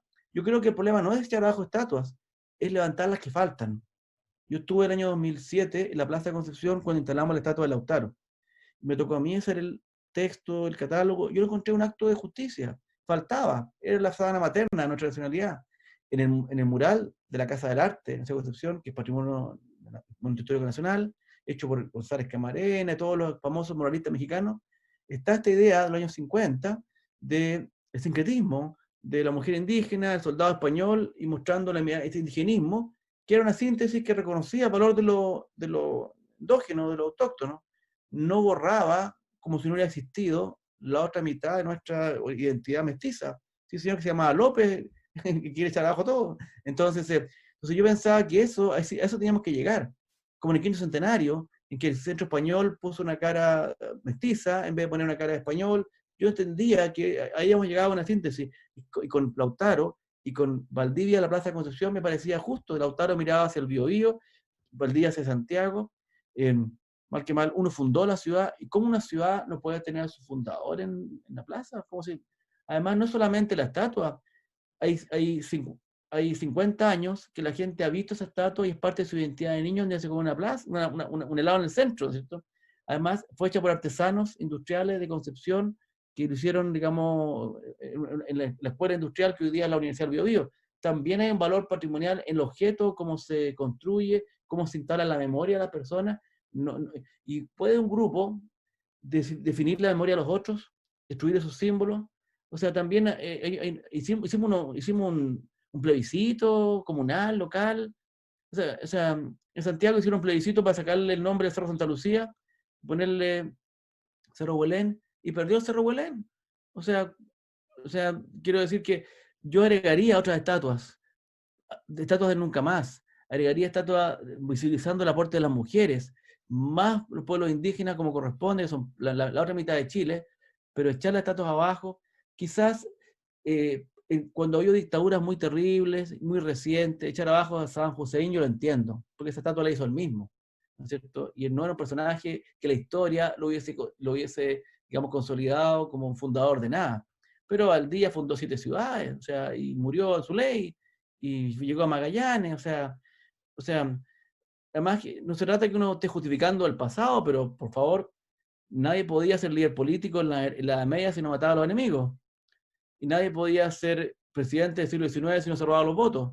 Llegaremos a un momento que todos los políticos sean blancas palomas y los líderes puedan serlo solamente por los WhatsApp que escriben. Pero en el pasado había que hacer cosas terribles si uno quisiera liderar, si no se iría preso Napoleón, Julio César, no salva a nadie. Entonces por eso ese buenismo hacia el pasado es complejo, o sea, y claro, uno puede decir, los mandamientos existen hace 2000 años, ya sabía que la esclavitud era mala, pero la economía sin esclavitud no funcionaba en Grecia, no habría filosofía, ¿no es cierto? Entonces pareciera que si queremos hacer lectura del presente hacia estos símbolos del pasado, hagamos lecturas, tengamos debate, interpretemos, critiquemos, cambiemos los textos, pero que se junten 4 para echar la estatua abajo y tirarla al río, yo no podría, digamos, ser parte de eso, no sé si me van a criticar, pero no podría ser parte de eso porque iría contra lo que toda mi vida he hecho, es valorar el pasado, porque los abogados, pero sobre todo los historiadores, no están llamados a juzgar y condenar, sino a comprender, a contextualizar, no justificar, comprender, hacer lecturas más ricas, más diversas, no declarar castigo y premio y empezar a decir tu estatua la voto, porque si no, no quedaría nada, porque a la larga, cada generación haría su propio relato y viviríamos en un presentismo tremendo que solo nos obligaría a repetir los errores del pasado. O sea, así que yo no. Puede haber casos particulares, en el caso de La Serena, igual hay hartas crueldades que se le atribuyen, ¿no es cierto?, al conquistador. Pero en principio, como principio, yo pienso que no es justo que unos pocos, sin reflexión, puedan decir por todos y arrebatarles también su memoria, aunque sea su memoria urbana, porque eso es la ciudad. Sí hace falta reconocer otros símbolos, otros legados, quizás más abstractos, no solamente de personajes, sino de temas, de la mujer, de la infancia, de ciertos dolores, como los memoriales políticos, o sea, los memoriales que hay por todo Chile, del año 73, se consideran necesarios para el nunca más. Y no son estatuas que homenajeen a nadie, al contrario, pero también son lugares que al encontrarnos con ellos nos invitan a la reflexión, al recuerdo, y de alguna forma nos indica la diferencia entre el bien y el mal, y eso también es parte de lo que busca el monumento público como un lugar de memoria significativo en la ciudad. Quería decir algo breve, con lo mismo que decía usted y lo que hablaba Francisco. Salió un reportaje este martes en el Mercurio diciendo que había que hacerse cargo y conocer la historia, por lo mismo que pasó con el monumento, porque abajo del monumento hay una placa que era de Cornelio Saavedra, pero el monumento correspondía a Ignacio Carrera Pinto. Entonces, decían que en el fondo los historiadores también hablaban de conocer la historia, no porque la placa dijera que era alguien, de que había estado, parece, antes el monumento ahí, y no por eso ensañarse con Ignacio Carrera Pinto, que además fue un civil, igual como los que estaban reclamando ahí por los derechos. Entonces... sí, por eso que hay tanta confusión con esta estatua, porque decían que era Saavedra, el fundador, claro, yo vi la foto, por el video, y claro, era Carrera Pinto con su bigotito, pero claro, y él fue un civil que se afilió en el Chacabuco y terminó muriendo en la Concepción y entregó su vida, digamos, por Chile, pero que a nadie le importa mucho porque es como una lucha contra el poder, es un gesto contra el poder, pero a mí me parece que no hay ninguna valentía porque la estatua no se defiende, ahí está, le tiran con un cordel, la botan, saltan encima de ella, la pintan. No veo mucho valor en destruir un objeto inanimado que para algunos representa cosas buenas y para otros cosas malas. O sea, además, toda ciudad debe tener un centro cívico, un espacio, una plaza, un factor de identidad, y tiene que tener ciertos elementos, una estatua de Prat, podríamos agregar otras más, pero sacar sin conversar, sin tener claro qué queremos poner, sin complementar, no puedo encontrar un análisis que sea algo bueno, digamos, o sea no, es un poco doloroso. Exactamente, profesor. ¿Sergio o Rodolfo? Yo quisiera plantear una pregunta y volver un poco atrás con esta reflexión que hizo el profesor recién.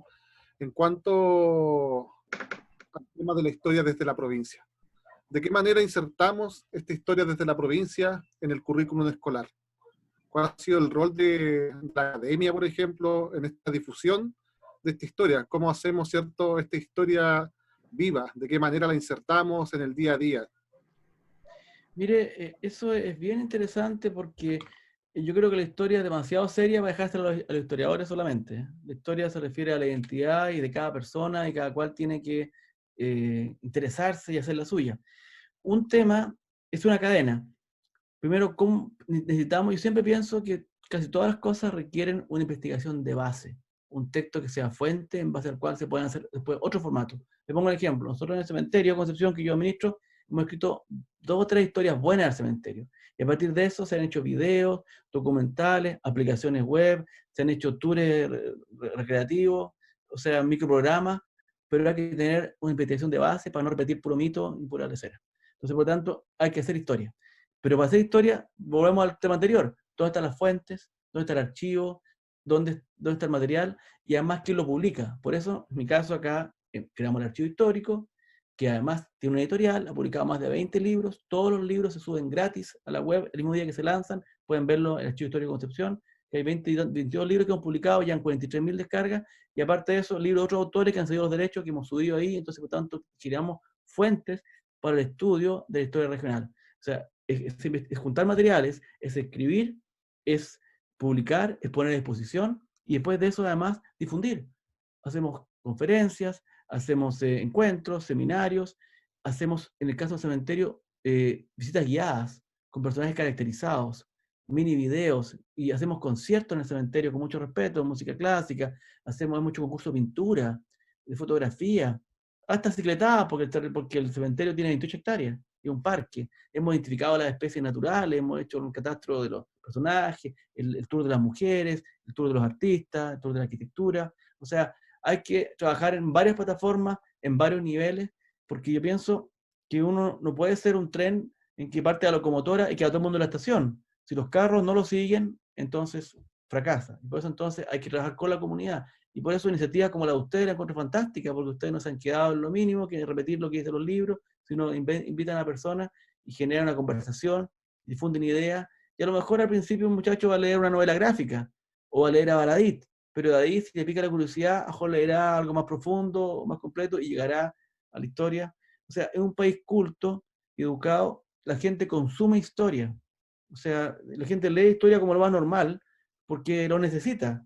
Y si hay un evento que está de moda, porque están cumpliendo 100 años de la guerra, todos quieren leer sobre eso. O sea, es lo normal. En Chile, en cambio, se está poniendo cada vez más excéntrico leer historia. Es como saber literatura francesa hace años atrás. Que, bueno, si quiere le gusta eso, pero eso no es algo que todos hagamos. Bueno, yo creo que hay que transformarlo en una cosa entretenida, presente, que sea parte de la conversación cotidiana.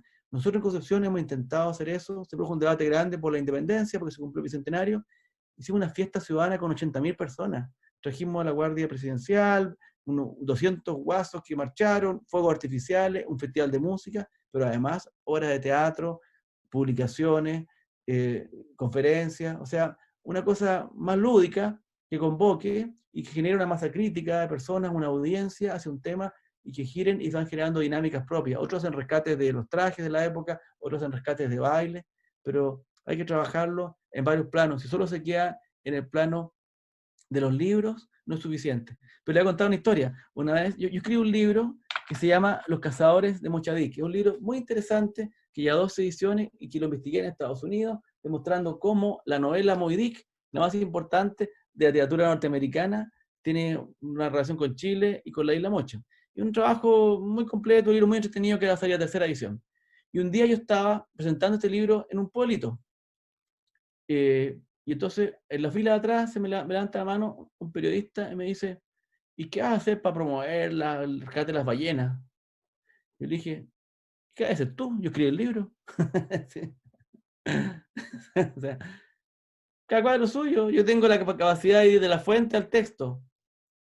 Otros tendrán que en su propio campo, a sus hijos, en su familia, con sus amigos, en la obra de teatro que tienen, o también acercarse. Con otro formato quizás más light. De este libro han hecho 2 documentales. La novela gráfica esa sobre Mochadik está basada en este libro, los autores me mandaron copia y me agradecieron. O sea, porque yo que rescato el tema, le genero más diversidad, más riqueza a la historia regional, porque he rescatado muchos temas. El tema del vino, el tema del, no sé, de las ballenas, y uno dirá que no tiene nada que ver, pero que finalmente todos constituyen el cosmos de la región. Y después entonces otros lo van bajando a otros formatos y se van haciendo. Yo escribí un libro sobre el fuerte de la planchada de Penco, que es el único vestigio que queda del siglo XVII en Concepción, muy lindo, con planos antiguos, con un ingeniero, viendo aspectos constructivos y aspectos históricos. A partir de esto se ha podido hacer el rescate de ese fuerte, hay un proyecto de centro de interpretación, de restauración del monumento, o sea, hay que trabajar en todos los ámbitos. Si la historia es parte de la vida, no es una cosa estanco que uno cuando está en el colegio la estudia. Si la historia fuera para mí fechas y nombres, jamás me he dedicado a la historia. Se lo hago porque para mí la historia es mucho mejor que la novela, porque ocurrió.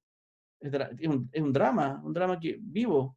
Y lo siento yo cuando estudié el personaje, antes alguien recordó mi primer libro, que fue este sobre Pedro del Río, yo lo conocí tanto, a él le hizo memoria, sus dolores, sus cartas, que yo podría conversar con él. Y usted lo que me respondería, o sea, me meto en su mentalidad, en su época, en sus dolores. Y fíjense que este personaje tiene un museo en Concepción, falleció por supuesto, y trajo una momia de Egipto en sus viajes, porque hizo muchos viajes, y la momia está en su museo. Entonces cuando restauramos su mausoleo, que se destruyó en el terremoto, y lo recuperamos, un mausoleo de mármol precioso, llegó la momia. Entonces él se puso a hablar con la momia, y un diálogo muy bonito, que reclamaba que el clima de Concepción, que la humedad, y la momia estaba ahí, y él con sombrero de copa, y con un carruaje a caballo. Hacemos cosas entretenidas. Bien, le voy a contar la última. Hicimos el rescate de la tumba del general José María de la Cruz en el cementerio de Concepción, que en Patrimonio de la Humanidad está a punto de caerse en el terremoto, y lo restauramos, lo arreglamos, quedó perfecto. Y lo reinauguramos. Y entonces estábamos en la ceremonia, estaba el alcalde, toda la autoridad, y estaba el monumento, y llegó el general de la Cruz a caballo, con su traje, reclamando. Bueno, hasta ahí estamos bien, pero entre el público se para Manuel Bulnes, le dice traidor a Concepción, y se agarran los dos, y tuve que separarlo. Y al final todo termina en un viva Concepción, viva Chile, ¿no es cierto? Viva región, y todo el mundo vibrante, y todos se fueron con ganas de saber más. Fíjate, ¿por qué se fome la historia? Entonces es un poco lo que yo quisiera hacer, ir a contar lo que están haciendo en el norte y lo que están haciendo en el sur, y levantarlo. No digo yo como lo hace este personaje, ¿cómo se llama? Pancho, ¿cómo se llama? Pancho, de Saavedra, ese.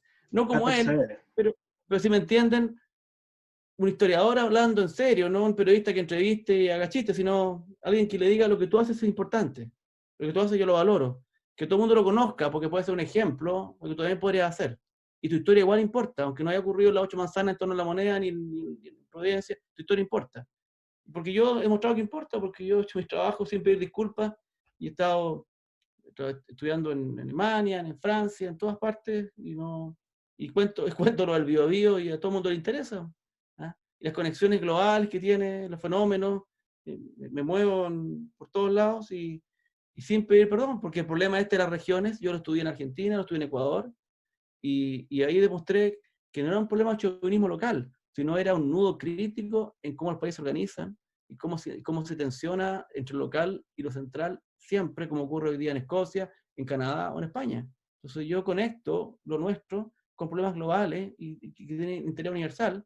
No es solamente la patria chica de contar la historia del barrio, que también lo hago, pero lo hago en un sentido, o sea, toda historia importa, y por eso yo vengo a decir que sí importa, y no pido disculpas, y por eso soy candidato al Premio Nacional. Me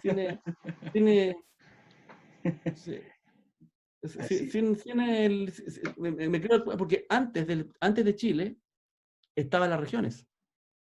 Las regiones son lo natural, porque todo el mundo nace en un territorio, genera una identidad en torno al espacio, hace su vida, y de repente se construyen estos estados nacionales. Fíjense que la palabra de patria, la gente la entendía en 1800 hacia la patria chica, hacia la provincia, o hacia América, los patriotas americanos. Por eso tuvimos un presidente argentino y fuimos a la campaña a Perú.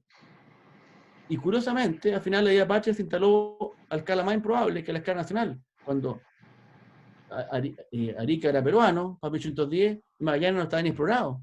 Sin embargo, se instaló la idea patria para el país entero. pero mucho más profundo, mente patriota de lo regional, o incluso lo americano, con estos elementos comunes de cultura, idioma, de religión que tuvimos siempre.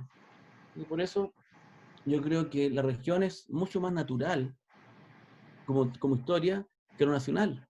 Porque tratar de hacer una historia nacional de Chile, un país que se fue de a poquito incorporando, que tiene tantas diferencias geográficas, que tiene territorios que no están conectados entre sí. ¿Qué conexión tenemos? Ni nosotros tenemos conexión. Hay que pasar por Santiago. Ahora hay vuelos directos, que es una maravilla, pero antes era todo por Santiago. Entonces, por eso yo creo que la región es el espacio natural para desarrollarse y de ahí proyectarse. Y cuando me preguntan de dónde soy yo digo yo soy biobano o biobense. Las regiones en Chile no tienen ni gentilicio. La gente dice yo soy de Concepción, o soy de Chillán o de Penco. ¿Quién dice que es biobano? Todas las regiones de Chile tienen bandera, pero solo conocemos la de Magallanes. ¿Se fijan que hay mucha pega pendiente, muchachos? Hay mucho que hacer todavía. Hay que contar el cuento y por eso feliz que me hayan invitado a La Serena. Yo prometí que si me va bien, en primer lugar que voy a ir para hacer La Serena. ¿Saben por qué? Porque los primeros que me apoyaron fueron a la Universidad de La Serena, la primera universidad que me apoyó. Lo que demuestra que nadie es profeta en su tierra. ¿O será que aquí conoce mi llegada estrecha, por eso no fue tan rápido? No sé, pero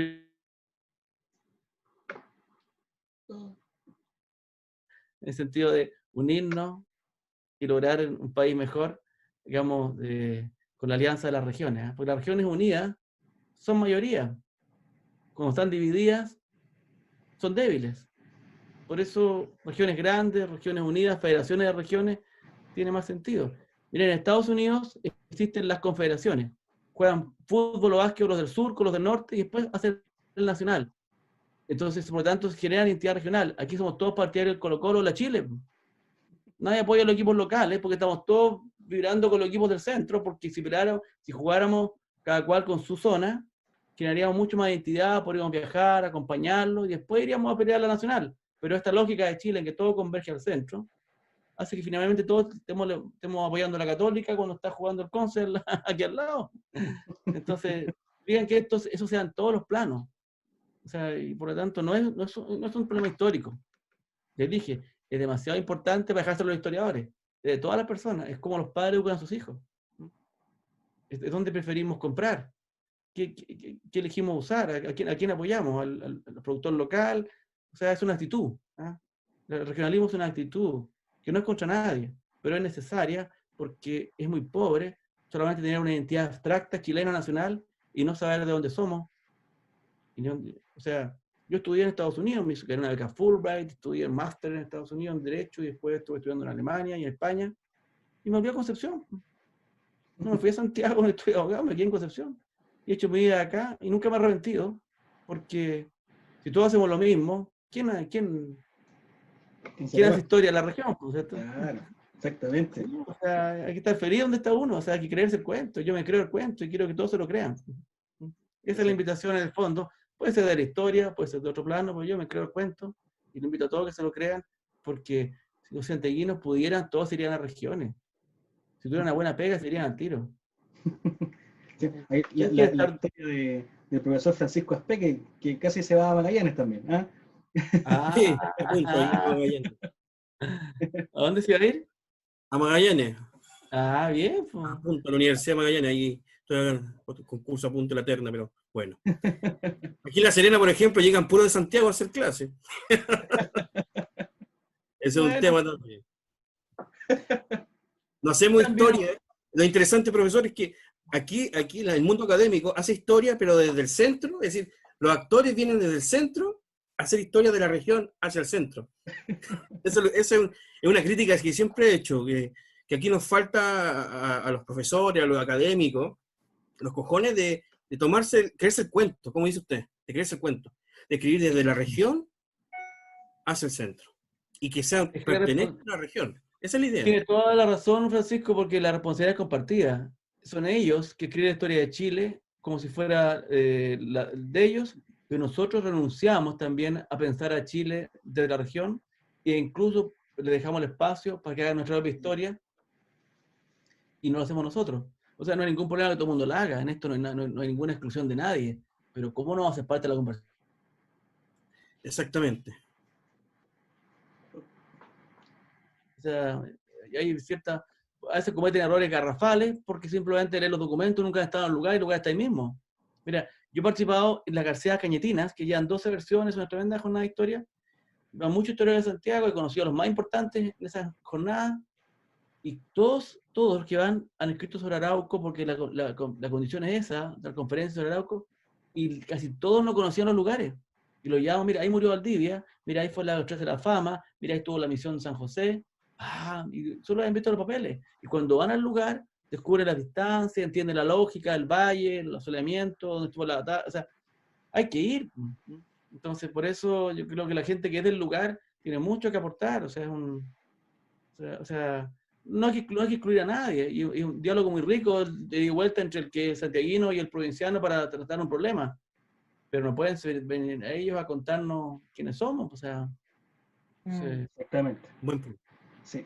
Sergio, para ir cerrando por honor al tiempo, ya para no abusar del tiempo del profesor también y de ustedes, colegas, una última pregunta para hacer, porque recién respondió la última pregunta que hacemos siempre, que es cómo nosotros podemos ayudar o los profesores, ¿cierto?, el tema de la historia y motivar. Yo creo que con la respuesta que dio hace un momento atrás, quedó súper clara. Así que, Sergio, te invito a hacer una pregunta. Sí, no es pregunta, también es solo un comentario, ya entendemos el tiempo es oro. No, y solo quería comentar lo potente del trabajo que se está haciendo, en este caso de usted, profesor, y que de alguna manera también refleja lo que se está haciendo en historia en otras regiones. Pero usted ahora ahí, estando dentro de este grupo que eventualmente podría ganar el Premio Nacional de Historia, realza la importancia definitiva de cómo se debe hacer historia de Chile desde las regiones, esta historia de Chile descentrada.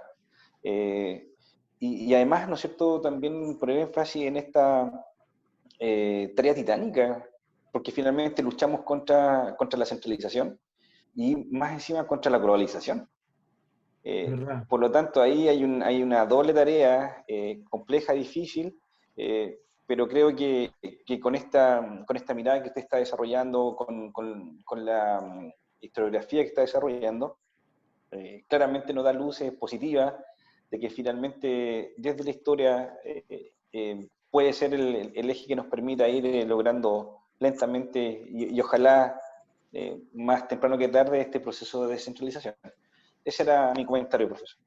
Muy bien dicho, Sergio. No puedo dejar de compartir su concepto, porque en el fondo usted habla de historia, pero en realidad está hablando de cómo debe ser la sociedad y la vida para que realmente haya igualdad de oportunidades y veamos un país mejor, donde es lo mismo vivir en Arica o en Punta Arenas. O sea, para mí una región no puede no tener universidad, hospital, archivo, museo y biblioteca regional, y en Chile hay solamente 4 o 5 que lo tienen. Son ciertos mínimos que uno entiende que en 1810 no se haya podido, uno entiende que en 1910 hicimos la Biblioteca Nacional, hicimos el Archivo Nacional, pero en el 2010 todavía no hacemos una biblioteca regional en Magallanes.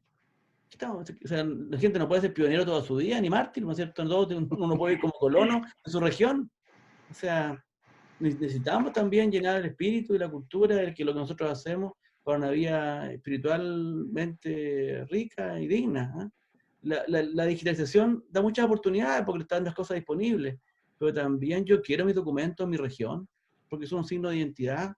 O sea, aunque no los abramos, de repente hagamos una exposición, pero de alguna forma es un signo identitario. No se pueden llevar todos los chimamulas a Santiago, si son de acá. O sea, también tiene que haber cómo están llevando hoy día los documentos arqueológicos de la Isla Pascua de vuelta, o bien a Magallanes. Ahora hay que ir a verlos allá, qué pena, ahora puede haber algunos, pero no se pueden llevar todos, con la excusa de que no tenemos dónde guardarlos, pues si no tenemos un museo. Entonces, por eso yo creo que la tarea es pendiente y es política también, en un buen sentido, política no con minúscula ni partidista. Yo hago política transversalmente, soy Chile centralizado, que interpela a todos los parlamentarios para un Chile mejor, porque no le tengo miedo a la política, pero la hago transversal porque la hago sobre ideas y sobre objetivos, y a quien actúe en sentido contrario lo voy a denunciar, y a quien nos apoye lo voy a agradecer. Y algunos no lo entienden esto, pero yo creo que uno tiene que trascender la contingencia y actuar por principios y por ideas de fondo, y yo creo que la historia es mucho más que el pasado. La historia, como les decía, son las raíces que nos hacen únicos, que nos generan cohesión, hacen comunidad, y desde ahí nos proyectamos y podemos proyectarnos en todos los campos, desde los emprendimientos hasta la cultura, no solamente, y ciudades como La Serena, que tienen que cumplir 5 siglos, medio milenio. Entonces no pueden dejarle a otros que hagan su historia, ni pueden solamente dedicarse a hablar de Pinochet en adelante, o sea, tienen mucho que contar y mucho que estar orgullosos. Si ustedes ven a Teodorico Blanc, que estuvo en La Serena en 1819, dice que la ciudad más moderna es La Serena y Concepción porque llegan los barcos y están súper informados de todo. Y en cambio las ciudades interiores, Estrella de Santiago, son como conservadores. O sea, quiero decirle, hay mucho. ¿Cuánta innovación hubo minera? ¿Cuántas ideas originales? ¿Cuánta prensa hubo en el norte? Hay que contarla. Armen un archivo, digitalicen, suban cosas. La verdad que la globalización y la tecnología es una amenaza en muchos aspectos, pero también genera muchas oportunidades. Yo he visto cómo la gente ha recuperado el bretón, el idioma normando, el catalán, gracias a la tecnología. O sea, la tecnología es un arma que se puede usar para el bien o para el mal. Y ustedes la están usando para el bien, y se puede hacer más. O sea, y la idea es que lo hagamos entre todos. Así que esto de este diálogo, Concepción-Coquimbo, a mí me deja muy feliz y contento. Y mire, me vaya bien o me vaya mal, ya ganamos, ¿ah? Porque estamos conversando, ¿ah? ¿No es cierto? Exactamente. Estamos conversando. Bien, profesor. Me agrado estar con ustedes, le agradezco mucho la invitación y le deseo éxito en su programa, que le encuentro que es una iniciativa fantástica. Ojalá otros lo puedan imitar. Sí. Muchas gracias a usted, profesor, por la acogida, por recibir nuestra invitación, por participar claramente. Y ojalá, bueno, desearle también todos los éxitos en esta carrera, no sé si carrera, pero por lo menos en esta nominación al Premio Nacional de Historia 2020. Y si lo gana, bueno, lo vamos a estar esperando presencialmente cuando sea posible acá en nuestro colegio, para continuar con nuestras jornadas presencialmente, para que los alumnos lo conozcan también. Así que... Hay vuelo directo entre Concepción y La Serena. Así tengo muchas ganas de inaugurarlo. Así que llegaremos más temprano que tarde, como decía cierto presidente que terminó mal, pero tenía las mejores intenciones. Así es, profesor. Bueno, bien. Así agradecer también a nuestros colegas que participaron hoy día del capítulo 11 de Activando la Historia, a la profesora Claudia León, al profesor jefe de departamento también Sergio Cordero, profesor Rodolfo Carrasco, y nuestro invitado también, profesor historiador Francisco Aspe, que siempre también nos ha apoyado en este programa, así que agradecerle también, profesor. Se nos vienen próximos capítulos también. La próxima semana tenemos un doblete, como se dice. Tenemos el día miércoles 19 de agosto a don Julio Pinto, profesor también Julio Pinto Vallejo, Premio Nacional de Historia 2016, y el viernes 21 a una también candidata al Premio Nacional, Ana María Stubel, el viernes a las 7 también. Así que los dejamos invitados para esa próxima semana. No olvidar suscribirse a nuestro canal, saludar a los apoderados y alumnos que están viendo en este momento. También seguramente va a estar, bueno, está viendo gente de Concepción, así que muy agradecidos por eso. Comentarles, antes de terminar nuestro programa, que ya en septiembre aproximadamente, segunda quincena, estaríamos hablando ya de nuestra primera publicación como Historia Activa, que viene siendo una recopilación de ciertas vivencias, ciertas experiencias de profesores a nivel nacional en tiempos de pandemia, que ahí nos está colaborando también el profesor Jorge Pinto, el profesor Sergio González, que nos están ayudando a la revisión y a los prólogos y cierto, armando este libro. Así que lo estamos haciendo con mucho cariño. Incluso los alumnos están participando también con el ámbito más gráfico, con el tema de los dibujos que van a ir dentro también de este libro. Así que esperamos también prontamente que salga a repartirse por las provincias y por las regiones, porque la verdad que los profesores que participan en este libro, haciendo honor al profesor Armando Carte y sus investigaciones, hay uno de Santiago nomás. Todos los demás están repartidos por todo Chile, así que para saber la experiencia ¿Cuál de Santiago?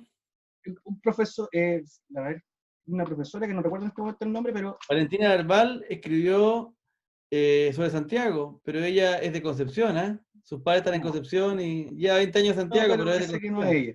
No, en todo caso, no era el tema buscar gente que no fuera de Santiago, no tienen que trabajar, en eso no tengo problema. Era repartir a los profesores a nivel nacional. Así que, bueno, profesor, desearle los mejores de los éxitos para el 24 de agosto, si no me equivoco. 21. Viernes 21. Viernes 21. Así que estaremos atentos a lo que pueda decir aquí el jurado. El profesor Fermanduana no nos dijo nada, así que no nos quiso adelantar nada. No dijo nada. No dijo nada. Así que bueno, nos despedimos. Hasta la próxima semana con la doble jornada, y suscribirse a nuestro canal, seguirnos en las redes sociales, y agradecido también a todos los colegas que estuvieron hoy día de panelistas con las preguntas. Y los felicito a todos y a cada uno por sus preguntas, por sus aportes. Realmente fue una conversación muy grata entre colegas, ¿sabes? Me sentí muy bien. Muchas gracias, que tengan buena noche. Chao, chicos. Chao.